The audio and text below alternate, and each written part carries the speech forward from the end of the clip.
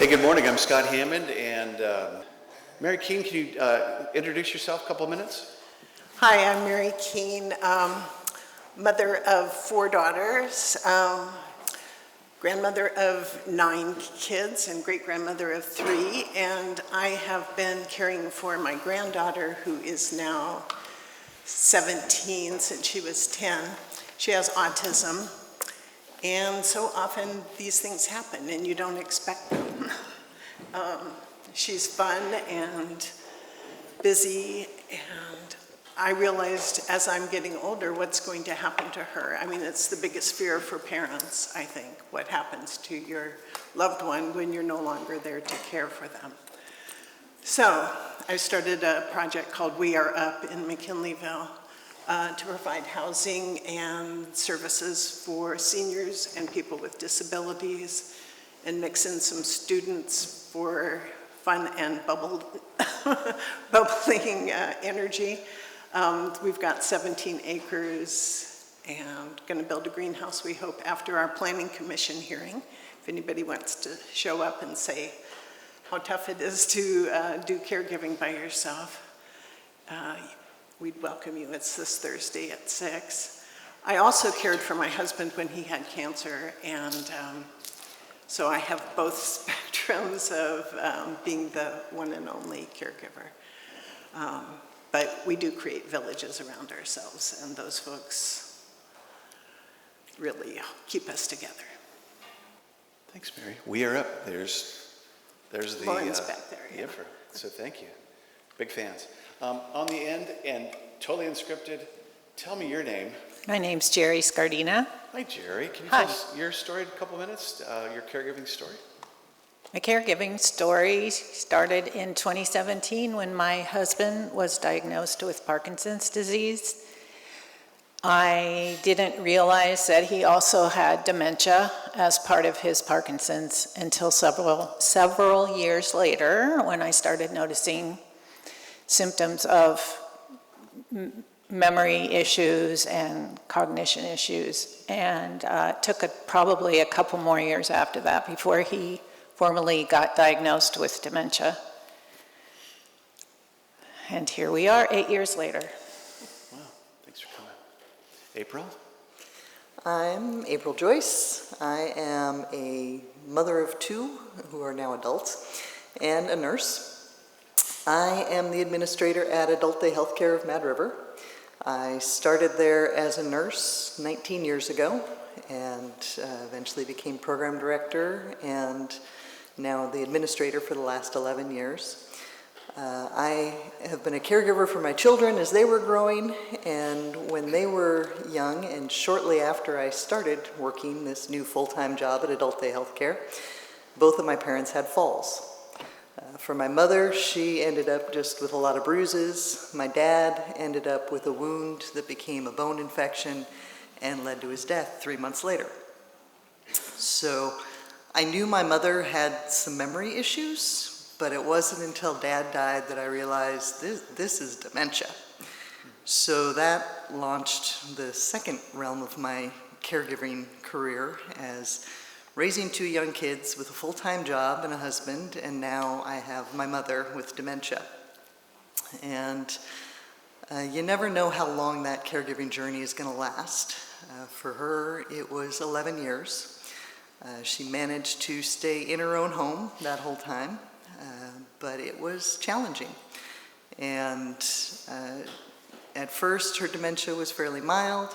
She was able to still get out in the community. We had friends that helped take her to church, and we took on some of the tasks of her caregiving, but as things progressed, I found I was doing more and more of her caregiving.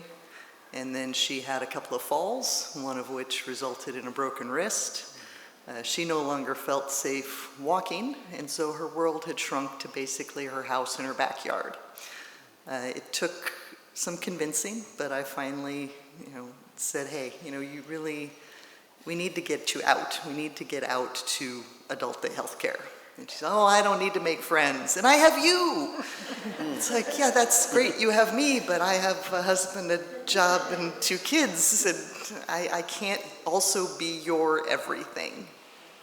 And so getting her to attend a program outside the home, you know, her excuse was, I'm 77, I don't need to make new friends. It's like, well, making new friends isn't really the whole point. It's getting out of the house, getting around other people, getting a regular schedule to your day.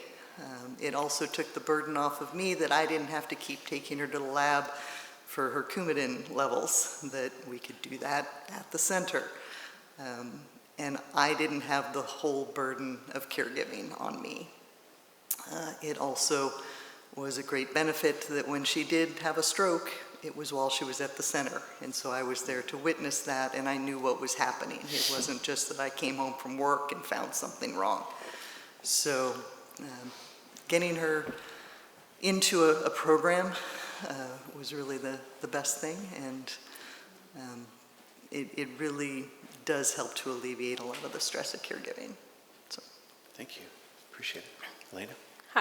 Hi, my name is Elena Soloviev, and my husband is over in the corner, Steve Clemens, and my 22-year-old son, Nico. And he is nonverbal autism. He entered the regional center and special ed system in 2006, and we've had hundreds of meetings, IPPs, IEPs, until the beginning of this month. He fell off the proverbial cliff of services through the education system, and now we are in the great unknown of what to do with our loved one who 10 years ago developed an intractable seizure disorder where he has tonic-clonic seizures that are quite awful every 10 to 30 days. And so we're finding that in our community here, there's not a lot of services post-22 that provide nursing if needed, as well as one-to-one support. There are some programs in the community, 1 to 3, 1 to 5, but someone like Nico that needs one-to-one support, we're trying to create our own system. And since last year, when I realized, oh gosh, he's going to exit out of school, what are we going to do? I probably should have been thinking about it 4 years ago, but I didn't want to. And so here we are last fall. I'm trying to put everything together and not finding that much that fits. But one program is Adult Day, that they have told us that would meet the criteria that he needs, but does Nico, who's 22, want to, I don't know what the age group is, so we can talk later about, if he's going to hang out with a bunch of seniors or if he's going to hang out with his peers. Anyway, he just went to summer camp in Cupertino for five nights. Nobody called me for 5 nights. I thought, am I a bad mom for not checking in? But it was just so wonderful and healing to have that respite of not worrying about your child. My husband and I could just get a mental break. When I picked him up, they said he had the best time. The counselors all moaned when they heard that Nico was getting picked up over the loudspeaker because they didn't want him to leave. He made friends, and then we went to Stanford for 2 days of neurology appointments where he laid for 4 hours and got a video EEG. Now, I'm sorry to tell a long story, but 7 years ago we did the same procedure.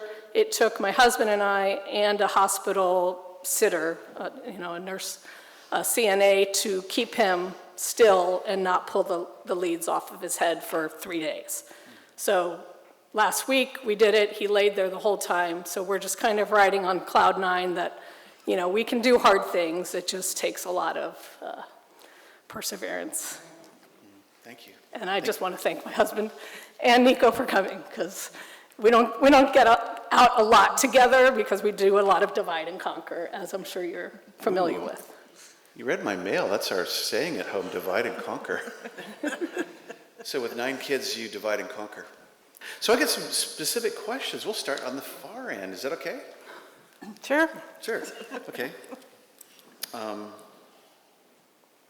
Jerry, how has the relationship with your husband evolved since his diagnosis? What have you learned about love and partnership through the experience? Oh, man. How long do I have to answer the question? Under a half hour. We were a couple, we were a partnership, it felt equal. Everything got done with him doing his half and me doing my half, so. And he was a very sweet, loving husband who was always watching out for me and felt like he was taking care of me a lot of the time. Not so much taking care of me, but he cared so much about me and about my feelings and my life, and he used to like to listen to me come home from work and talk about what happened at work that day, and I could basically talk about anything that I wanted and he would be there to listen to me. This question is so, it would take me like an hour to really answer this question, so I'm just kind of picking out one topic, like the part of a relationship that involves communication, mutual communication and understanding and listening to each other. To me, that speaks to intimacy, emotional intimacy between two people. And we had it going, and it's evolved over the past 8 years. It's pretty much gone. It's maybe accelerated in the last year or so to the point where I can't really share anything with him that's more than one sentence at a time, which is really hard for a relationship and for it to feel like a marriage. Sometimes it feels more like I'm his caregiver more than I'm his wife. And that's super hard for both of us. Thank you very much. Hey, Mary, I have a question for you. Okay. How did your experience as a caregiver inspire you to the creation of We Are Up? And what impact do you hope that We Are Up will have on the community? I want to add to that. When I was taking care of my husband, he thought I was another Mary. He said, "I know you look like Mary, but I don't think you're the real Mary," and he wouldn't kiss me or anything. And I realized later it was because I was no longer his wife, I was his caregiver. And he was fading in and out, and that was one of the worst things, but it's hard. So ask the question again. Yeah, thank you for that. No, and thanks for sharing. That's good stuff. Yeah. Hard stuff. It is hard, but you still love them. Yeah. So, shall I repeat my question? yes, please. I can do that. The tangents of caregiving.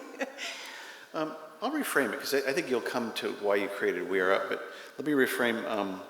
What have you learned about inclusion and belonging through your granddaughter's journey and your work with We Are Up? Inclusion and belonging. So, kids are like when you're preteen and teen, they can be pretty brutal. And so if you're a little bit different, they can be extra brutal. And you tend to not have friends, no birthday parties. I'll just give the disclaimer, I always cry. So don't feel bad. I'm happy, but I do. So Jaden had her cousin, Zoe, who was a year and a half older. Jaden's 5'2", Zoe's 5'10". Jaden's got dark hair, Zoe's got blonde hair.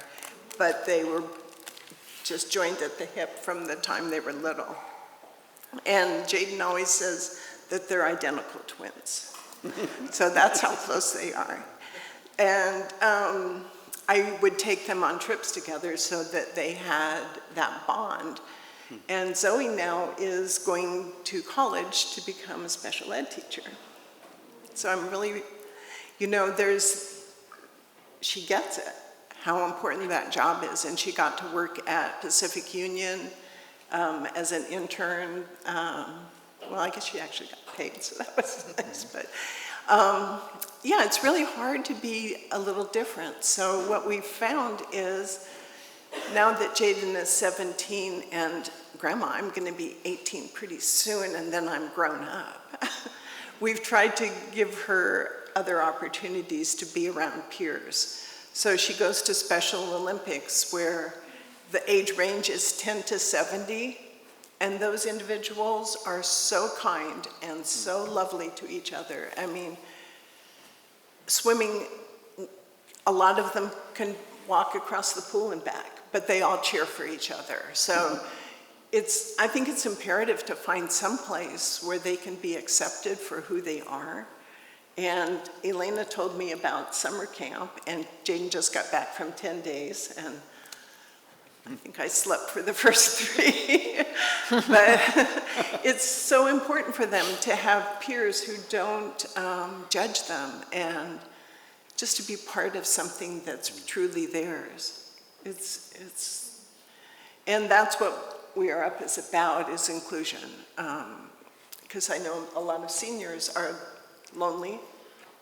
We took care of my mom after my stepdad passed, and she went from being vibrant to sitting around, not getting dressed. We brought her up here, and all the grandkids were there, and she helped take care of them.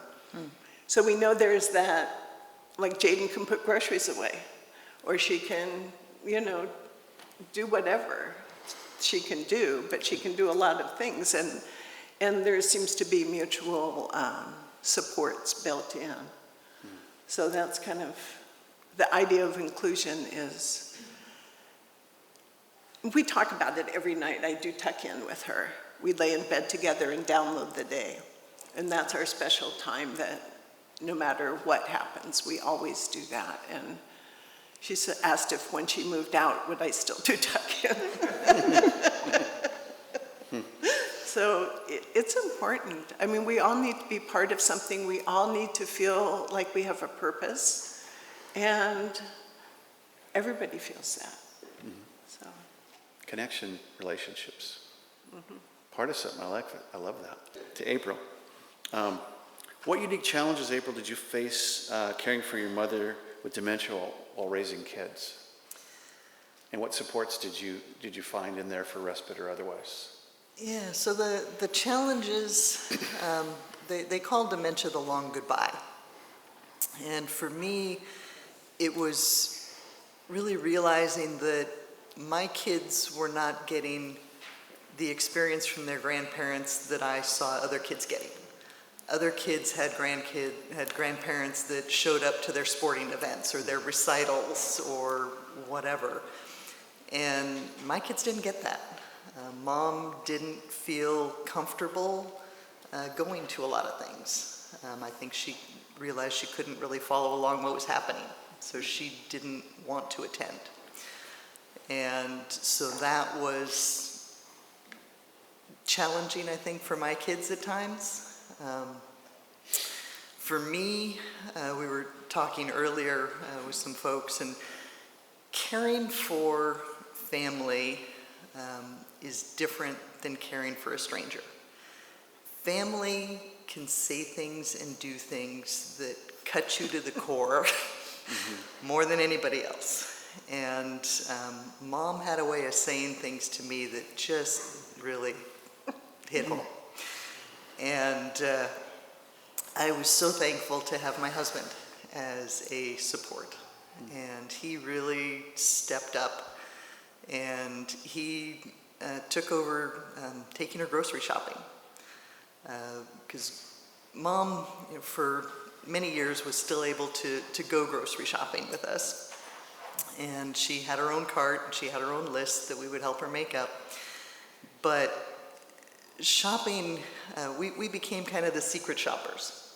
because she would see this display and, oh, there's the organic raspberries. I like raspberries. And she'd grab a basket of that. And then she'd go over to the other display of the non-organic raspberries and, oh, I love raspberries. So now she had 3 pounds of raspberries in her cart, which there's no way she could eat all of that in a week. And so we would have to be kind of stealthy and take at least one of those baskets out as we would shop and go around and make sure that she got the things that actually were on her list and not 10 pounds of the bananas that she couldn't eat.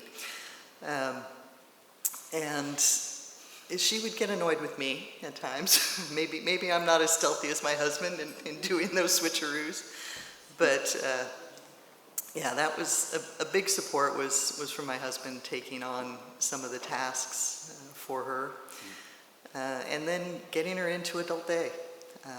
Having her at a program where it wasn't just me watching her, that there were other professionals there that could encourage her to use a walker, because she didn't want to hear that from me. But hearing that from others, she would actually use the walker.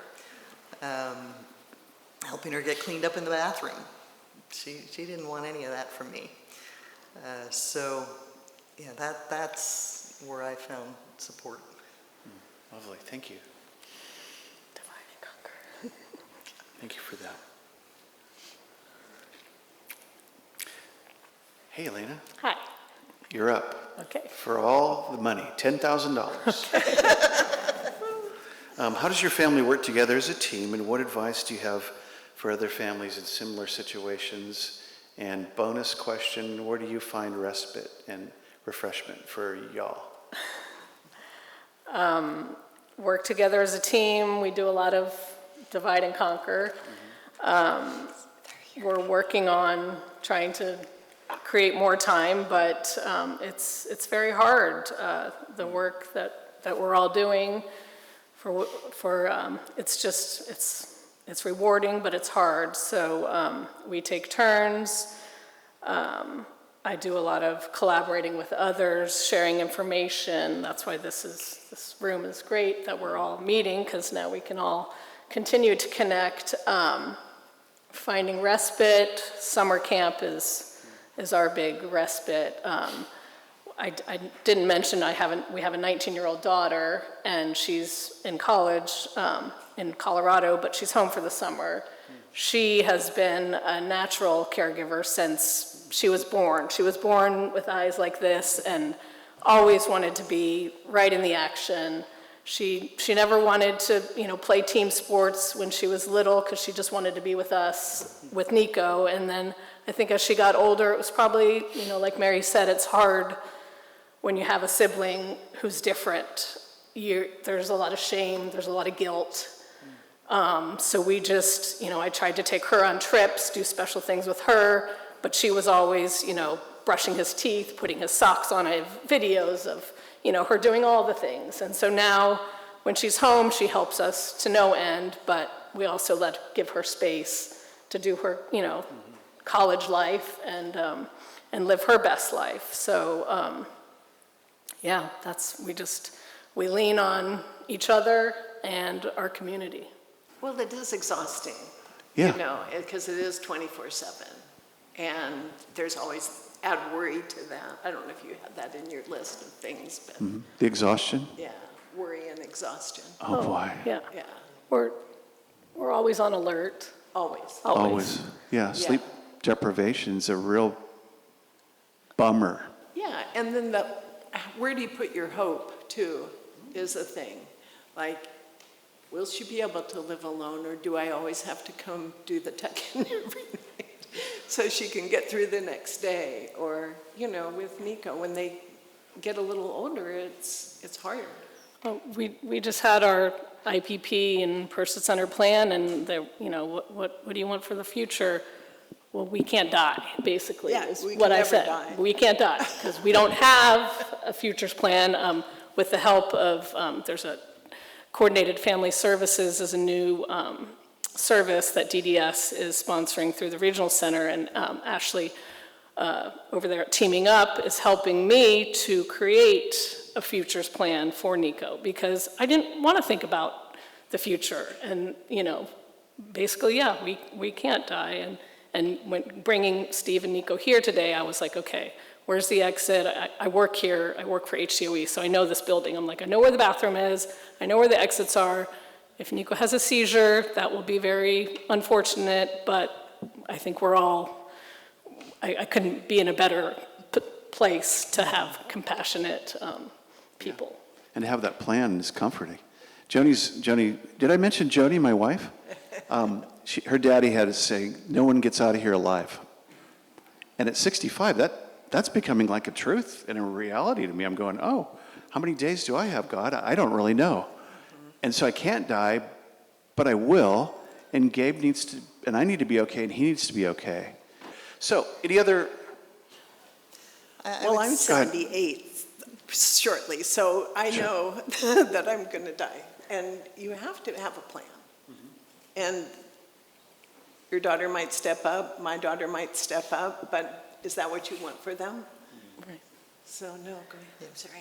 Yeah, and also, with being a caregiver, getting back to that guilt thing, I think we all kind of feel nobody else can care for my loved one as well as I can.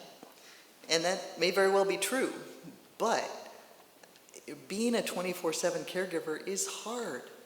And it can lead to health issues for you with exhaustion, depression, high blood pressure.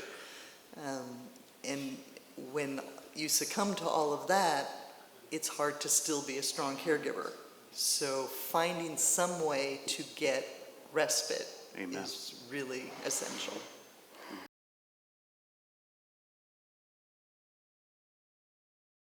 Hi there, I'm Dora Sasso.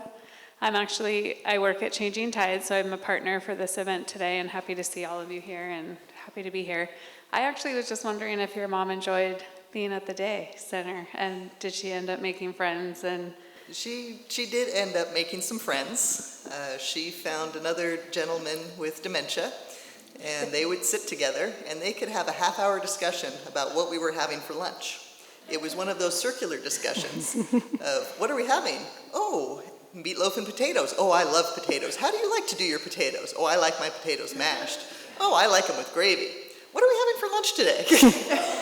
And so it would go. But she was happy. She didn't always want to go. When you're warm and cozy in your bed, it's hard to remember that, yeah, it was fun when I was there. So there were days when I lost the fight and she just stayed in bed and she didn't get to come in. But for the most part, yeah, she had fun once she was there. my mother-in-law is moving into an assisted facility, but she's down in the Bay Area.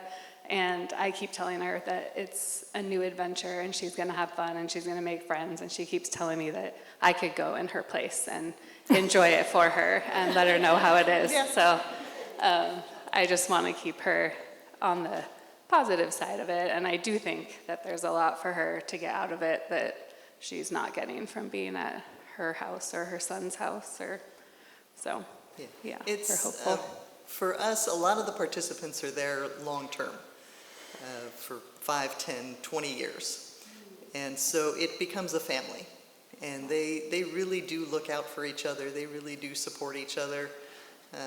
They welcome each other by name as they're coming in the door. They notice when people haven't been showing up for a while. So it does become an extended family. I'm Maggie Kraft. I'm with the Area 1 Agency on Aging. And thinking back on the video, the movie we watched, one of the things that strikes me is how they set it up at the beginning, talking about the change in families and that nuclear family kind of role we've all been told we possess. And it limits our sense of being able to ask for help and also give help. And we have a bunch of agencies here who receive government and other types of funding to provide services. All of our funding has not increased at the rate of need, and some of us are losing funding. And what we need to get back to is remembering that we are a community, and that we, as people who are caregiving, we need to be able to accept help. We think we have to do everything ourselves or within the family. We need to learn to accept help when it's offered. And also, when we don't need the help, we need to offer the help to people. I think we really need to get back more and more to that real community sense of who are your neighbors? Do we know our neighbors? Do we know our neighbors in crisis, in emergency? Do we know what the assets in our neighborhood are? We are assets to our neighbors in being able to just be able to sit with somebody and be there in case the neighbor has to run out and do something. But if you don't know your neighbors, you can't be that asset. So often we're looking for the government to solve our problems. Our government has chosen not to do that to the same extent that maybe has happened in the past. And our problems, there's more of us, there's more older adults, there's more families stuck with between caring for children and caring for elders, and it's falling primarily on women. Not only, there are many men here, and that it's hard, but it impacts our income, it impacts our sleep, our sanity, our health, all the things that people have been talking about. And I think we just have to start offering help, and we all have to start being gracious enough to accept the help when it's offered. A good friend of mine who has very silver hair, became silver early, she said people would offer her help more often because they thought maybe she was, in her mind, much older or something. And she at first was like, I can do it. I can do it. And then she realized that people were offering help because they wanted to help, and that she was giving them a service by letting them help her. And our society teaches us not to be that way. We're taught to not accept help. So if that's just a thought I'm having today, if we could all go out there and be the part of the solution and offer that help to others. And yeah, people aren't going to accept it, but if we get in the habit of helping people and offering and say, really, this would help me if I could help you, I would feel good about helping you. And maybe we can turn this around from this idea that we're all these separate people making our way through this really toxic and difficult world. Maybe it will make a difference. Thank you. I like that scarf. That's lovely. Hi, I'm Scott. Hey, Jennifer. Pleased to meet you. Don't worry about us. We're going to talk for a little while. Actually, can we go?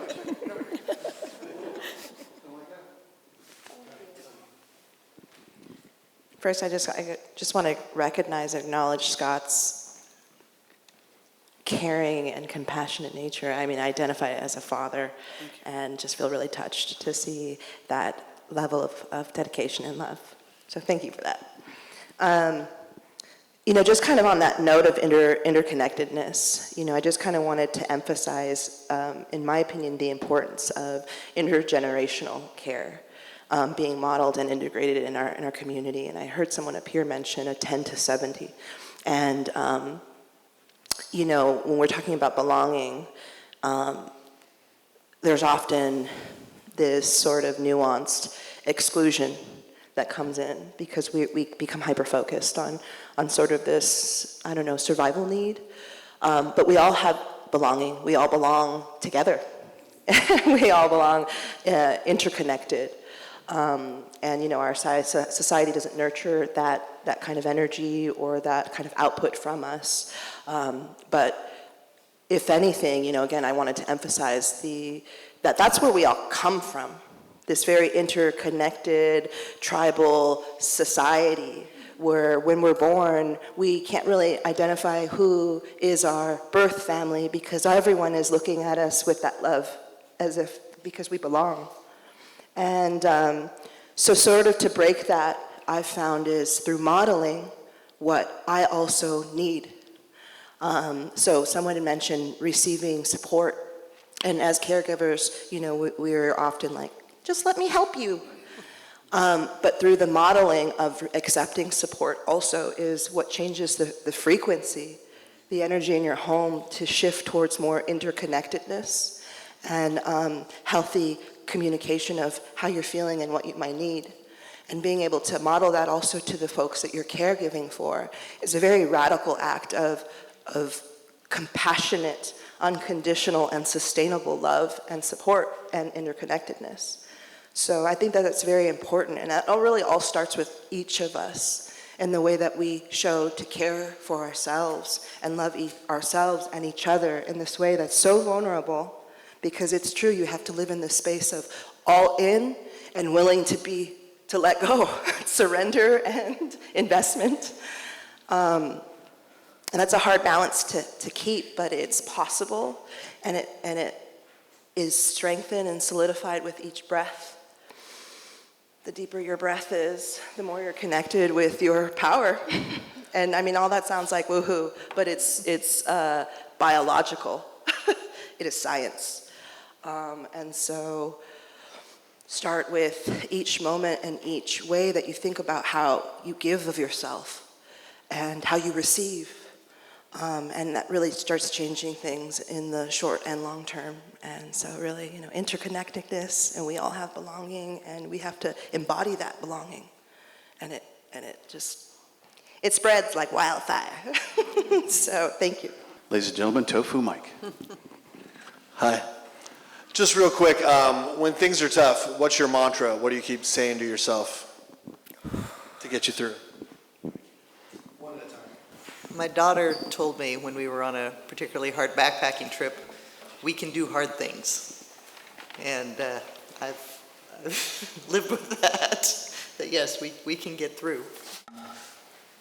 I always think there's hard things and then there's joy coming right behind it, and we don't always know what's going to hit us at what moment, and to Scott's point, even the Lone Ranger had a pal. I mean, we think of him as the hero, but there was somebody there always there to help him, and we all do have somebody. So I try to reach out, even if, I used to write also. If like when my husband was ill, I would every night sit down and write how hard the day was until I got to the gratitude of the day. And that really helped. It helped a lot. I would like to share one of my mantras, but I wanted to say something else that I don't think has come up yet today. May I, Scott? I would say probably the mantra that helps me the most is reminding myself that my battle is with the disease and not my husband. And he even said that to me today, which kind of shocked me, that, we're fighting this disease, we're not fighting each other, because we don't always agree on the best path for his care and his treatment. And so sometimes we squabble a little bit over that, and we need to remember that we're both on the same side, we're fighting the disease. And what I wanted to bring up that I don't think has come up is I've been attending the caregiver support group through the Redwood Caregiver Resource Center for the last 3.5 years. Christmas of 2021, I completely melted down. I think there must have been something must have happened around that time with my husband's dementia taking a tumble for the worst, and I decided I needed to go to counseling and start going to support group. Been going to counseling since then and been in support group. First I was just on the Zoom support group, which they offer, and then when they started their in-person groups again, when COVID started getting a little bit better, then I started going to the in-person, and so now I'm actually going to 3 support groups, and whenever anybody asks me, no one has today, so I'm gonna answer it anyway. What helps me the most get through this situation, it's finding people who understand, because it's really hard for people who haven't done this work or been in this situation to understand what it's like. And when you are in a room full of people who are sharing, there's like 5 of them in this room right now. I'm like, you want to stand up, you guys? There she goes. There's one there too. It is so amazing. I can't speak highly enough of the support groups that Redwood Caregiver Resource Center offers. So if anybody hasn't tried it, think about it. Thank you.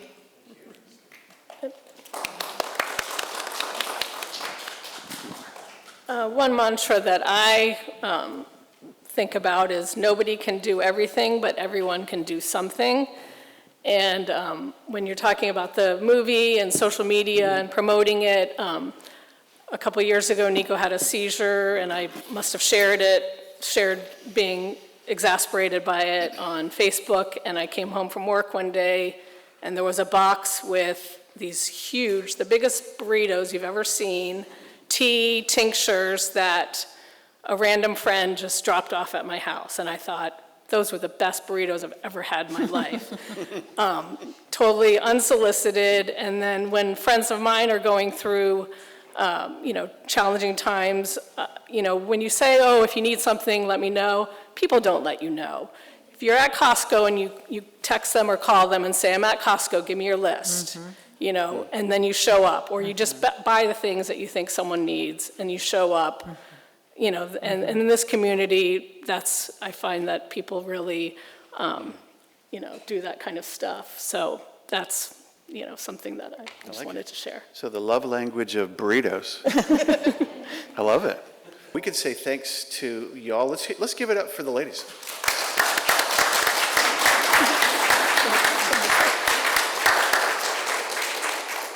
Really appreciate you coming out.